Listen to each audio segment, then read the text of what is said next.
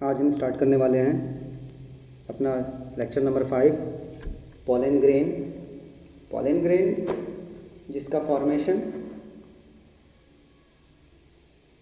Microsporangium के अंदर होता है। पॉलन ग्रेन जो कि बाद में मेल गैमेटोफाइट के नाम से जाना जाता है और बाद में यही रिप्रोडक्शन में भाग लेता है। तो आइए हम उसको पॉइंट वाइज देख लेते हैं। तो जैसा कि मैं पहले ही आपको कह चुका हूँ कि जो पॉलन ग्रेन्स होते हैं वो खुद को रिप्रेजेंट करते हैं एज ए मेल गैमेटोफाइट। जैसे कि आपको यहाँ देख सकते हैं कि यहाँ फर्स्ट पॉइंट जो मैंने लिख रखा है, the pollen grains represent the male gametophyte. जो पॉलन ग्रेन्स होते हैं वो मेल गैमेटोफाइट को रिप्रेजेंट करते हैं। मेल गैमेटोफाइट कहने का मतलब है कि जो मेल गैमेट्स का फॉर्मेशन करते हैं उस कोशिका को हम गैमेटोफाइट्स कहते हैं, मेल गैमेटोफाइट्स कहते हैं। तो ये मेल गैमेटोफाइट्स को रिप्रेजेंट करता है, यानी कि हिंदी में अगर देख लें तो पराग कण जो है वो नर युग्मकोद्भिद का प्रतिनिधित्व करता है, या नर युग्मकोद्भव, यानी कि जो नर युग्मक को तैयार करता है, बनाता है, उसको पराग कण जो है वो उस नर युग्मक को बनाने वाले अंग को मतलब प्रेजेंट करता है, बताता है। हम अपना नेक्स्ट पॉइंट देखते हैं। Pollen grains are generally spherical about 25 to 50 micrometers in diameter. ये आपको साइज बता रहा है किसका?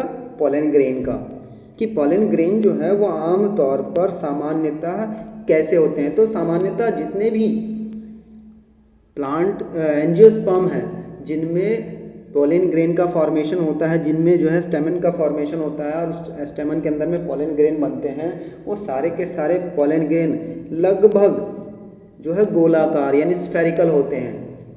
ठीक है, जनरली स्फेरिकल होते हैं और उनका जो डायमीटर होता है या उनका जो साइज होता है वो 25 से 50 माइक्रोमीटर्स के बीच में होता है। डायमीटर समझ रहे हैं आप? यानी कि हिंदी में आप इसको समझ सकते हैं कि जो परागकण होता है, परागकण का जो आकार होता है, साइज होता है, वो आमतौर पर गोलाकार होता है। एक गोल कह सकते हैं कि जैसे कि आप देख सकते हैं बॉल है या कुछ और है, इस तरह का गोल होता है और उसका जो व्यास होता है, जो साइज होता है, वो लगभग 25 से 30 माइक्रोमीटर के 25 से सॉरी यहाँ पे देखिए गलती हो गई,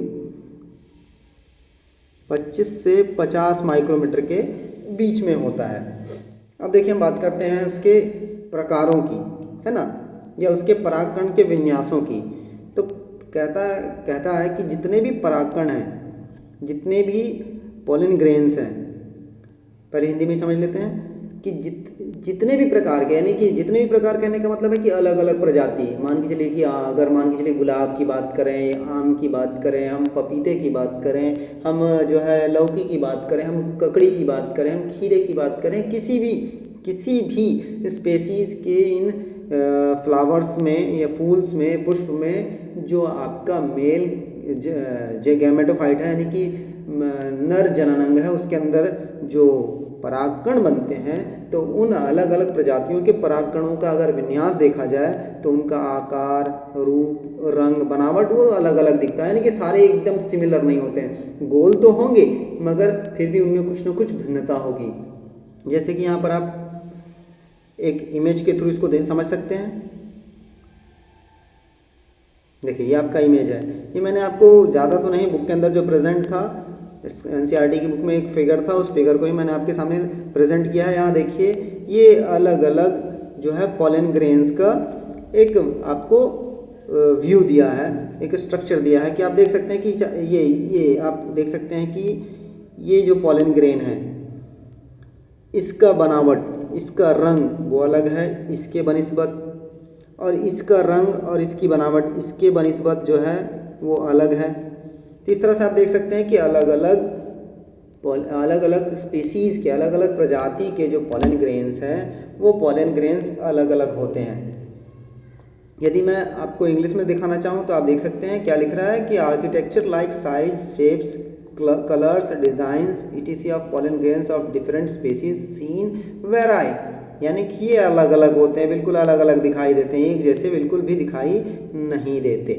अब हम अपना अगला पॉइंट जो है देख लेते हैं, क्योंकि अभी तक हमने बात की पॉलन ग्रेन के बारे में थोड़ा सा, अब उसके आगे क्या क्या उसमें प्रेजेंट है, किस तरह की इसकी संरचना उसको देखते हैं। तो देखिए बात कर रहा है कि पॉलन ग्रेन किस टाइप का होता है। तो कहता है it has a prominent 2 layered wall. जो पॉलन ग्रेन होता है वो 2 लेयर्ड वॉल से बना होता है, या कह सकते हैं कि इसमें क्लियरली साफ जो है क्लियरली 2 लेयर वॉल होती है, एक आउटर लेयर वॉल होती है और एक इनर लेयर वॉल होती है। तो देखिए आगे क्या कहता है, the hard outer wall layer called exine and the inner wall layer called the intine. जो आउटर लेयर वॉल होती है उसको एक्साइन कहते हैं और जो इनर लेयर वॉल होती है उसको इंटाइन कहते हैं। हिंदी में आप समझ लीजिए, कहता है कि इनमें सुस्पष्ट रूप से, यानी कि साफ साफ दिखाई देता है, ये नहीं कि हाँ वो कुछ डिफरेंस है, बिल्कुल दोनों एक दूसरे से अलग होते हैं, एक साथ सटे हुए नहीं होते, या ये उनके बीच में कुछ ना कुछ अंतर होता है। ठीक है, तो कह रहा है कि इनमें सुस्पष्ट रूप से दो परत है ना, 2 परतों वाली भित्ति होती है, भित्ति यानी कि वॉल, झिल्ली, और एक होती है भित्ति, है ना। झिल्ली जो होती है वो नर्म होती है, जबकि भित्ति जो होती है वो सख्त होती है। आप जानते हैं ये झिल्ली और भित्ति का जो फ़र्क है वो आपने पढ़ा होगा 9th क्लास के बायोलॉजी में, जिसमें आपको बताया गया कि जो सेल वॉल होती है यानी भित्ति होती है वो केवल पादपों के अंदर पास पाई जाती है, और जो जंतु जगत होता है उनमें भित्ति नहीं होती, उनमें झिल्ली प्रेजेंट होती है, जबकि पादप जगत में भित्ति और झिल्ली दोनों प्रेजेंट होती है। तो भित्ति क्या होती है, वो उसको हार्ड बनाती है। तो यहाँ पर भी जो है वो 2 भित्ति होती है, एक बाहरी भित्ति होती है और एक आंतरिक भित्ति होती है। जो बाहरी भित्ति होती है वो कठोर होती है और उस बाहरी भित्ति को बाह्य चोल कहा जाता है, जबकि जो आंतरिक भित्ति है जो उस बाहरी भित्ति के अंदर में होती है, यानी कि बाहरी परत के अंदर में जो दूसरी परत होती है, दूसरी भित्ति होती है, दूसरा वॉल होता है, उसको अंतःचोल के नाम से जाना जाता है। देखिए आप इस स्ट्रक्चर को देखिए, इस स्ट्रक्चर के थ्रू आप जो है इस बात को समझ सकते हैं जो मैं कह रहा हूँ। आप देख सकते हैं कि यहाँ पर जो है आपका ये एक आउटर लेयर वॉल दिखाई दे रहा है, इस आउटर लेयर वॉल को ही हम क्या कहते हैं, एक्साइन कहते हैं। ठीक है, ये आप स्ट्रक्चर बढ़िया देखिए, ये आपका स्ट्रक्चर जो है वो पॉलन का है, पॉलन ग्रेन का है। इस पॉलन ग्रेन के स्ट्रक्चर में आप देख सकते हैं कि जो एक बाहर में एक मोटी थिक लेयर है, उस थिक लेयर को हम क्या कहते हैं, एक्साइन कहते हैं, जबकि इसके बाद आप देख सकते हैं कि एक अंदर बिल्कुल पतली लेयर है, ये आप देख सकते हैं, ये यहाँ पर आप देख सकते हैं ये जो कट है, कट के बीच में आपको एक पतली लाइन दिखाई दे रही है, ये यहाँ पर आप देख सकते हैं ये कट के पास में एक पतली लाइन अंदर से दिखाई दे रही है, उस पतली लाइन को ही हम क्या कहते हैं, एक्साइन कहते हैं, वो इंटाइन कहते हैं। इंटाइन यानी कि अंतःचोल और एक्साइन मतलब बाह्य चोल, बाह्य चोल, अंतःचोल। तो ये बाह्य चोल जो होती है वो बाहर होती है और हार्ड होती है, जबकि अंतःचोल जो है वो बाह्य चोल के भीतर होती है। अब हम एक्साइन को थोड़ा और बेहतर तरीके से समझ लेते हैं। तो एक्साइन तो लिखता है the exine is made up of one of the most resistant organic material sporopollenin that enables them to resist high temperatures and action of strong acids and alkali. कहता है कि जो एक्साइन है वो बना होता है ना, वो बना होता है किससे, ऑर्गेनिक मटेरियल से। बट कैसे ऑर्गेनिक मटेरियल से, बिल्कुल मोस्ट रेसिस्टेंस दैट मीन्स जो कि जिस पर किसी दूसरी चीज़ का जैसे एल्कली का, एसिड का या टेम्परेचर का कोई इफेक्ट नहीं पड़ता है ना, उससे उसको कोई फर्क नहीं पड़ता, वो उसको झेल लेती है, तो उसको हम क्या कहते हैं, मोस्ट रेसिस्टेंट कहते हैं। जैसे कि आपने देखा होगा कि घड़ियों के पीछे लिखा रहता है वाटर रेसिस्ट, दैट मीन्स कि पानी का उस पर प्रभाव नहीं पड़ेगा। तो यहाँ पर वही कह रहा है कि ये एक ऐसे ऑर्गेनिक मटेरियल जिसको स्पोरोपोलेनिन कहते हैं उससे बनी होती है, जो कि हाई टेम्परेचर, एसिड्स और एल्कली इससे क्या होती है, पूरी तरह से रेसिस्ट होती है। किसी भी टाइप का एक्शन जो टेम्परेचर या एल्कली या एसिड का वो उसको किसी तरह से डिग्रेड नहीं कर सकता। हिंदी में आप देख सकते हैं, कहता है बाह्य चोल स्पोरोपोलेनिन से बनी होती है। मैंने अभी आपको बताया कि स्पोरोपोलेनिन नामक एक तत्व से जो है उसकी बाहरी परत जो है बाहरी भित्ति बनी होती है। और कह रहा है जो अब तक की सर्वाधिक ज्ञात प्रतिरोधक कार्बनिक सामग्री है, यानी कि जो कार्बनिक मटेरियल हमको आज तक जानकारी में हमारी है, जिन कार्बनिक मटेरियल के बारे में हम आज तक जानते हैं, उन ज्ञात कार्बनिक मटेरियल में, कार्बनिक सामग्री में ये सबसे अधिक प्रतिरोधक क्षमता अपने पास रखती है। प्रतिरोधक क्षमता कहने का मतलब है कि ये जो है बिल्कुल क्षार, ताप और अम्ल से इस पर किसी भी प्रकार का कोई प्रभाव नहीं पड़ता, ये इसका क्षय या क्षरण नहीं होता।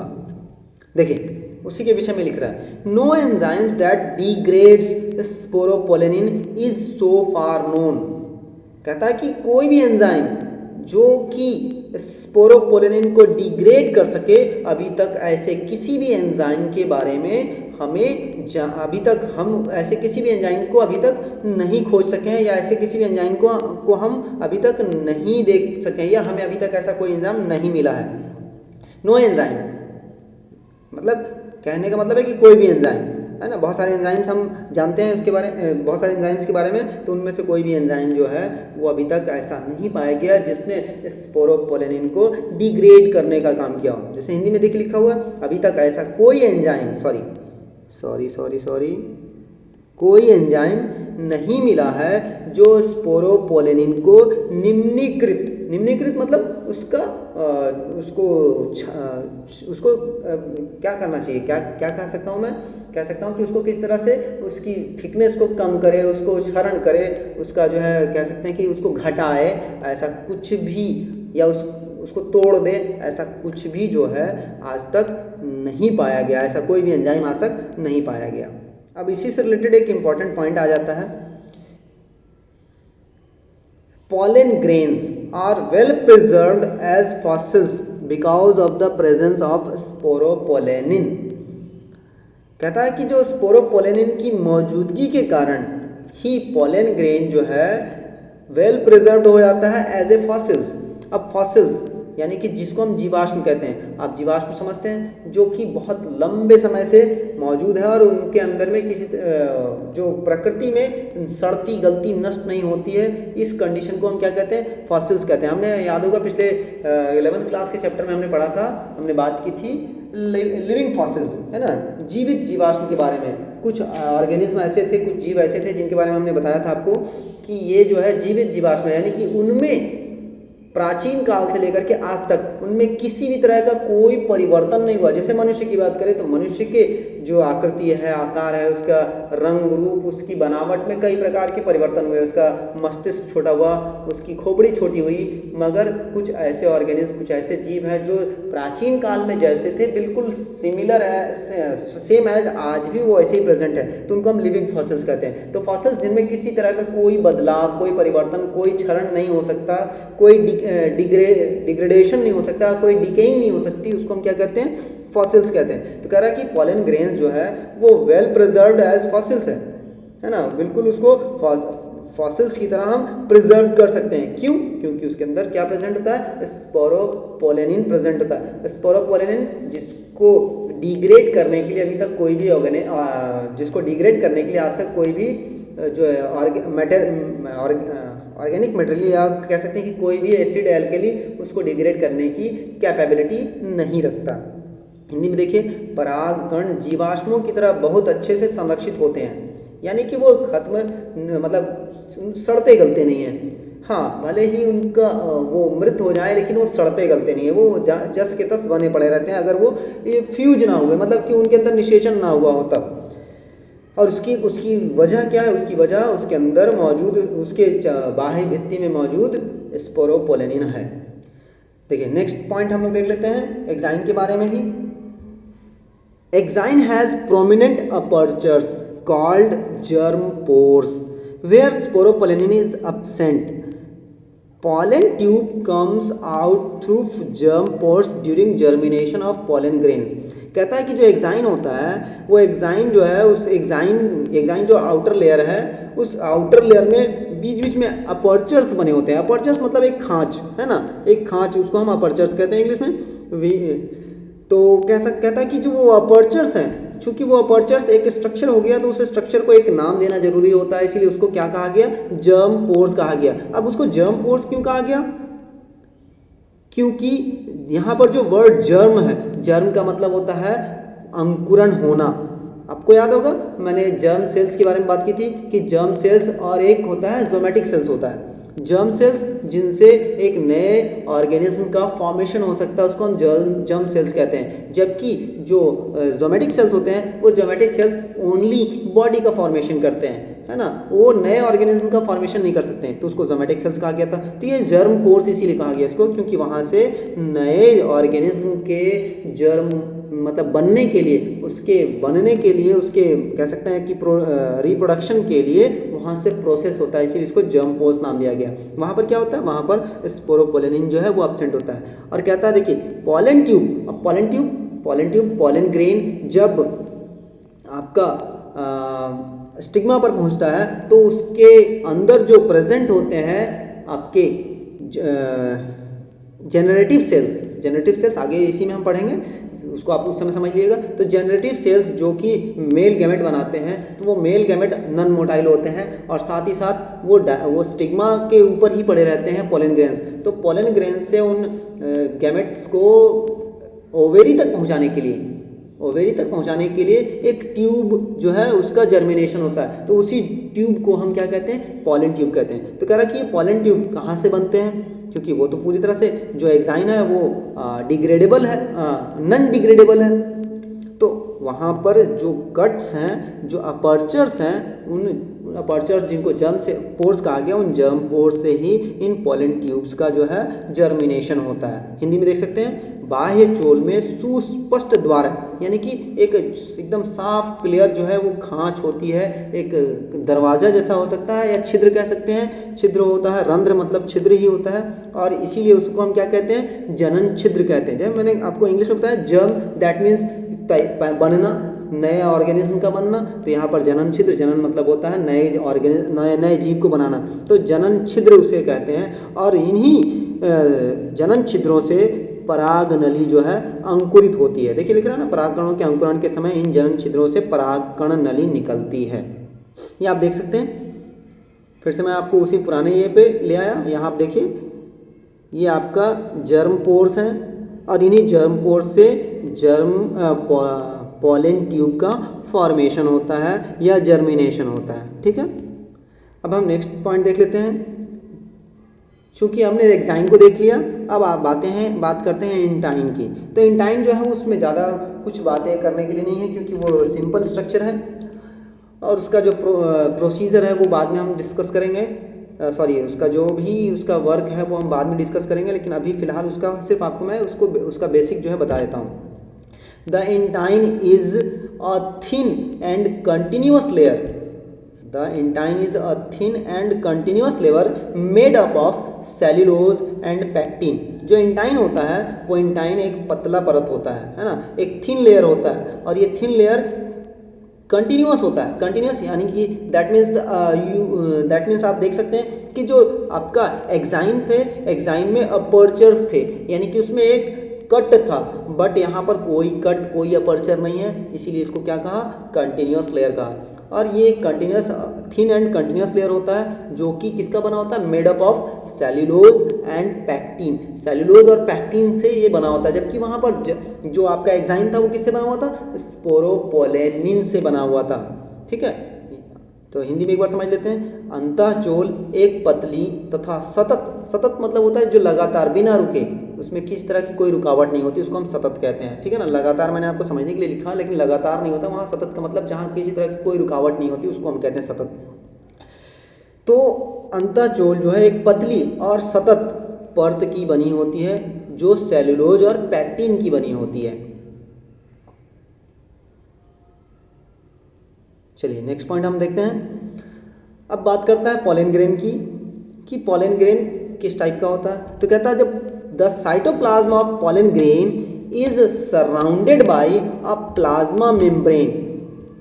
कहता है कि जो साइटोप्लाज्म पॉलन ग्रेन का होता है वो एक प्लाज्मा मेम्ब्रेन से ढका होता है। यानी कि जो आपके साइटोप्लाज्म मतलब जिसको हम क्या कहते हैं, जिसको हम कहते हैं साइटोप्लाज्म जिसको हम जीव द्रव्य कहते हैं, है ना हिंदी में। तो साइटोप्लाज्म जिसके अंदर सारे सेल ऑर्गेनल्स प्रेजेंट होते हैं और उनको वो क्या प्रोवाइड कराता है, नरिशमेंट प्रोवाइड कराता है। तो वो साइटोप्लाज्म जो है जो पॉलन ग्रेन के अंदर प्रेजेंट होता है, वो पॉलन ग्रेन के अंदर प्रेजेंट साइटोप्लाज्म जो है सराउंडेड रहता है, ढका रहता है, कवर्ड रहता है। किससे? एक प्लाज्मा मेम्ब्रेन से। आगे देखिए क्या कहता है, a mature pollen grain contains 2 cells, the vegetative cell and the generative cell. कहता है कि जो अनमैच्योर की बात नहीं कर रहा, बात कर रहा मैच्योर पॉलन ग्रेन्स की। तो मैच्योर पॉलन ग्रेन्स में, अनमैच्योर में नहीं, लेकिन मैच्योर पॉलन ग्रेन्स में क्या होते हैं, दो टाइप के सेल्स प्रेजेंट होते हैं और उन 2 टाइप्स के सेल को अलग अलग नाम दिया गया है। एक को हम वेजिटेटिव सेल कहते हैं और दूसरे को हम जेनरेटिव सेल्स कहते हैं। हिंदी में देख लीजिए, पराग कण का जीव द्रव्य एक प्लाज्मा भित्ति से आवृत होता है। यानी कि एक प्लाज्मा भित्ति से, प्लाज्मा झिल्ली से या प्लाज्मा भित्ति से वो ढका होता है। और कह रहा है कि जब वो परिपक्व होता है तो एक परिपक्व परागकण में 2 तरह की कोशिकाएं पाई जाती हैं। एक कोशिका को हम कायिक कोशिका यानी कि वेजिटेटिव सेल और दूसरी कोशिका को हम जेनरेटिव सेल यानी कि हम उसे जनन कोशिका कहते हैं। ये दोनों उसके अंदर समाहित होती है। यहाँ फिगर से देख सकते हैं, ये आपका एक पॉलन ग्रेन माइक्रोस्पोर है।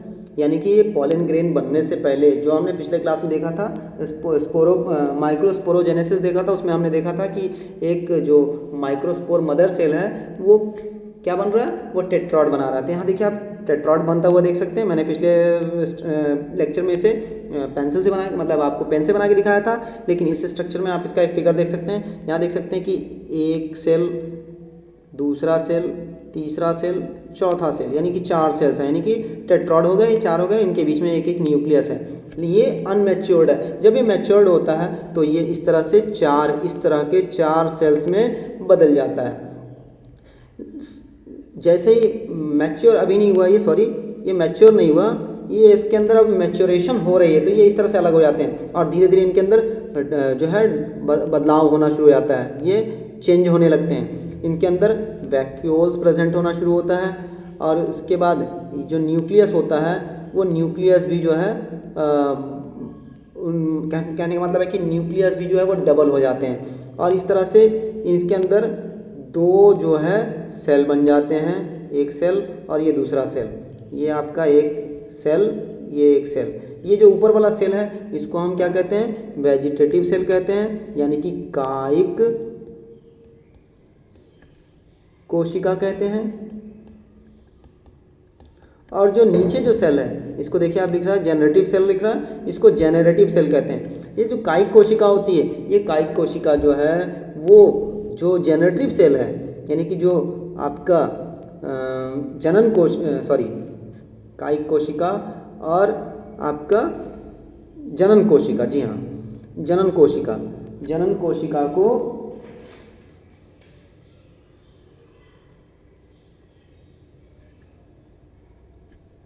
ओव्यूल तक पहुंचाने का काम करते हैं। यानी कि जब पॉलन ट्यूब का फॉर्मेशन होता है, पराग कण नलिका का जब निर्माण होता है, तो ये जो वेजिटेटिव सेल है ये उसको आगे रास्ता दिखाने का एक तरह से काम करती है। ठीक है, इस पर बाद में डिस्कशन होगा। तो ये जो होता है ये एक जेनरेटिव सेल होता है और एक जो है वेजिटेटिव सेल होता है और ये दोनों के दोनों सेल जो है प्रेजेंट होते हैं कहाँ, ये दोनों के दोनों सेल प्रेजेंट होते हैं एक मैच्योर्ड पॉलन ग्रेन यानी कि एक परिपक्व परागकण के अंदर में। अब बात करते हैं हम फिर से अगले नेक्स्ट पॉइंट पर हमारे वेजिटेटिव सेल के बारे में ही।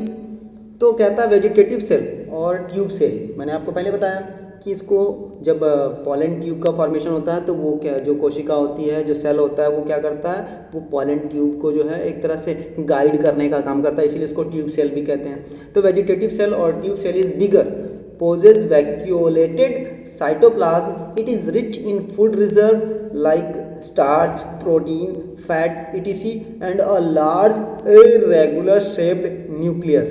कहता है कि जो वेजिटेटिव सेल होता है उस वेजिटेटिव सेल जो है वो बिगर होता है, बड़ा होता है ना। अब किससे बड़ा होता है, यहाँ पर सवाल होता है किससे बड़ा होता है, तो वो जर्म सेल से बड़ा होता है ना। It is bigger than germ cells, germ cell, ठीक है। तो और कह रहा है क्या कि इसके अंदर में वैक्यूल प्रेजेंट होते हैं। वैक्यूल यानी कि आप वैक्यूल के बारे में पहले पढ़ चुके हैं, मैं भी बताऊंगा नहीं।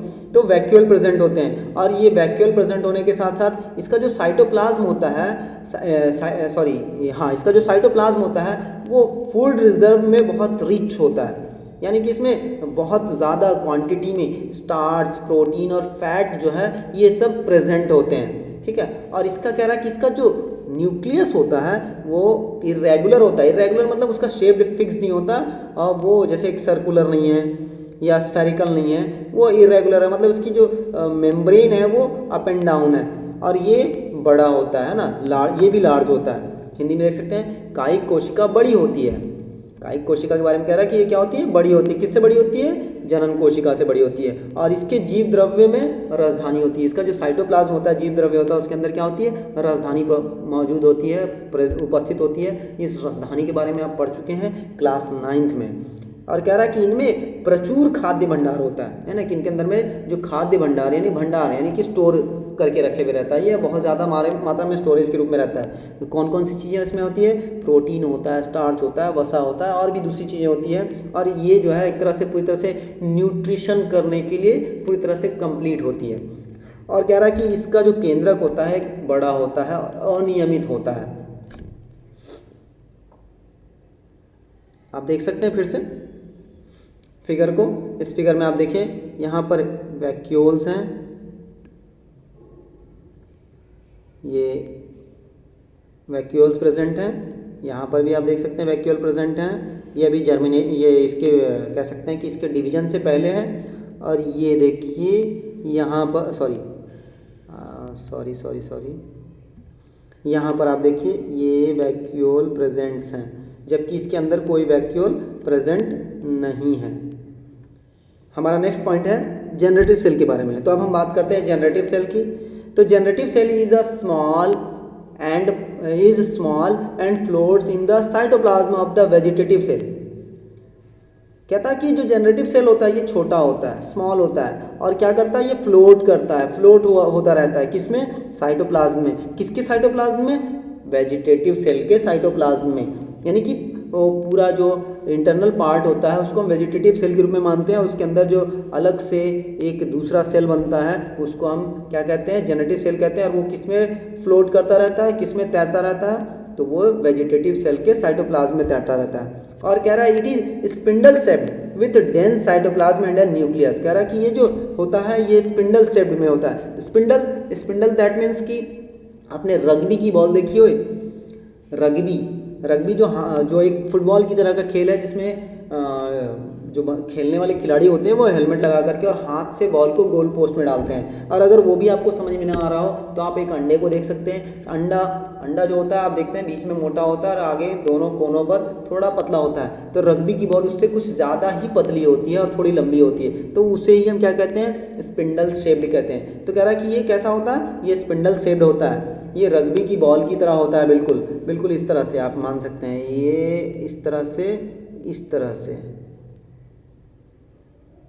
और कह रहा है कि इसके अंदर जो साइटोप्लाज्म होता है वो बहुत डेंस होता है, घना होता है, बहुत ज़्यादा गाढ़ा होता है, और न्यूक्लियस, इसके अंदर एक न्यूक्लियस प्रेजेंट होता है।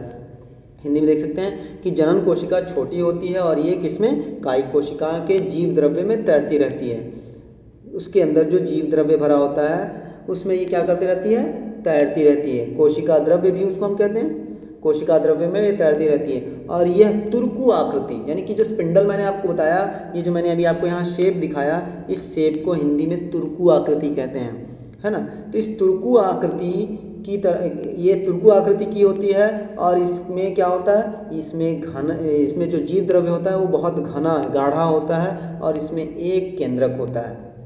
आप देख सकते हैं यहाँ पे फिगर में, इस फिगर में आप देखिएगा कि ये जो जनरेटिव सेल है, इस जनरेटिव सेल की आकृति कैसी है, बिल्कुल जैसा अभी मैंने आपको ऊपर में दिखाया, बिल्कुल उसी तरह से। और इसके अंदर आप देख सकते हैं कि ये आपका न्यूक्लियस प्रेजेंट है, ये न्यूक्लियस भी क्या है, इसी तरह का है। और इसके अंदर जो साइटोप्लाज्म होता है वो काफ़ी डेंस होता है। नेक्स्ट पॉइंट हमारा, नेक्स्ट पॉइंट में हम देखते हैं क्या कहता है कि in over 60% of my angiosperm pollen grains are shed of two-celled stage। कहता है कि जो 60% से ज़्यादा, जो 60% से ज़्यादा जो एंजियोस्पर्म्स हैं उनके जो पोलन ग्रेन्स होते हैं वो टू सेल्ड स्टेज में होते हैं और वो टू सेल्ड स्टेज में ही शेड हो जाते हैं। शेड मतलब वो झड़ जाते हैं, फूट जाते हैं, फूट करके बाहर निकल जाते हैं। ये टू सेल्ड क्या स्टेज क्या होता है, तो पहले इसको हम थोड़ा सा देख लेते हैं। टू सेल्ड के बाद और क्या होता है कंडीशन, फिर मैं दोनों को आपको एक साथ एक्सप्लेन करूंगा। कि हिंदी में कहता है कि 60% से अधिक आवृत बीजी पादपों के पराग कण दो कोशीय चरण में झड़ते हैं अथवा संगलित होते हैं। यानी कि जो 60% से ज़्यादा, 60% से ज़्यादा कहने का मतलब है कि जितने भी एंजियोस्पर्म के मेंबर्स हैं उनमें से 60% मेंबर्स के जो मेंबर्स में जो फ्लावर्स प्रेजेंट होते हैं, वो फ्लावर्स के अंदर जो आपका पोलन ग्रेन्स बनता है वो pollen grains two celled stage में ही जो है वो क्या झड़ जाता है और झड़ करके जा करके फिर जो है वो नर मतलब कि नर अंडाणु से या अंडक में से जा करके जो है निषेचन कर लेता है, संगलित हो जाता है। तो इसके बारे में बात कर रहा है। अब बाकी बचे 40% के साथ 40% के साथ क्या होता है वो देख लेते हैं। कहता है in remaining less than 40% species the generative cell divides mitotically to give rise to the two male gametes before pollen grains are shed called three cell stage। कह रहा कि बाकी जो 40% से कम जो जनरेटिव सेल्स बच रहे हैं, यानी कि बाकी जो 40% स्पीसीज के जो जनरेटिव सेल्स बच रहे हैं वो जनरेटिव सेल्स जो है वो क्या करते हैं, वो माइटोटिकली डिवाइड करते हैं खुद को, और डिवाइड करके क्या बनाते हैं, टू मेल गैमेट्स बनाते हैं। कब, before pollen grain are shed, यानी कि पोलन ग्रेन के झड़ने से पहले, उनके जो उनके डेहिसेंस होने से पहले, डेहिस्ड होने से पहले ही वो क्या करते हैं, माइटोटिकली डिवाइड कर लेते हैं खुद को, और डिवाइड कर करके जो है टू गैमेट्स बना लेते हैं। और जब टू गैमेट्स बना लेते हैं तो वो क्या हो जाते हैं, थ्री सेल्ड स्टेज में आ जाते हैं। हिंदी में देख लीजिए, कहता है शेष 40% से कम प्रजातियों में जो जनन कोशिकाएं होती हैं वो समसूत्री विभाजन करती है। समसूत्री विभाजन आप जानते हैं कि एक अर्धसूत्री विभाजन होता है और एक समसूत्री विभाजन होता है। अर्धसूत्री विभाजन जिसमें जो क्रोमोसोम की संख्या होती है वो आधी हो जाती है और विभाजन के पश्चात एक कोशिका से चार अगुणित कोशिकाओं का निर्माण होता है, जबकि जो समसूत्री विभाजन होता है उसमें केवल 2 कोशिका बनती है और दोनों कोशिकाओं में जो गुणसूत्र की संख्या होती है बिल्कुल बराबर होती है। ये पिछले क्लास का टॉपिक्स है, इस पर ज़्यादा मैं डिस्कशन नहीं कर सकता, ठीक है। तो समसूत्री विभाजन करती है और समसूत्री विभाजन करके ये दो सेल बना लेती है, 2 कोशिका बना लेती है। और ये कब करती है, ये जो है झड़ने से पहले, यानी कि एंथर यानी कि पराग कोश के अंदर में ही ये काम कर लेती है, पराग कोश फटने से पहले ही ऐसा काम कर लेती है और इस तरह से 3 कोशिका बन जाती है। इसलिए इसको हम क्या कहते हैं, 3 कोशिकीय चरण कहते हैं। इसको मैं आपको थोड़ा सा फिगर की ओर ले जा करके दिखाता हूँ कि आप फिगर की ओर ले जाने पर आपको कुछ ज़्यादा बेहतर से समझ में आएगा।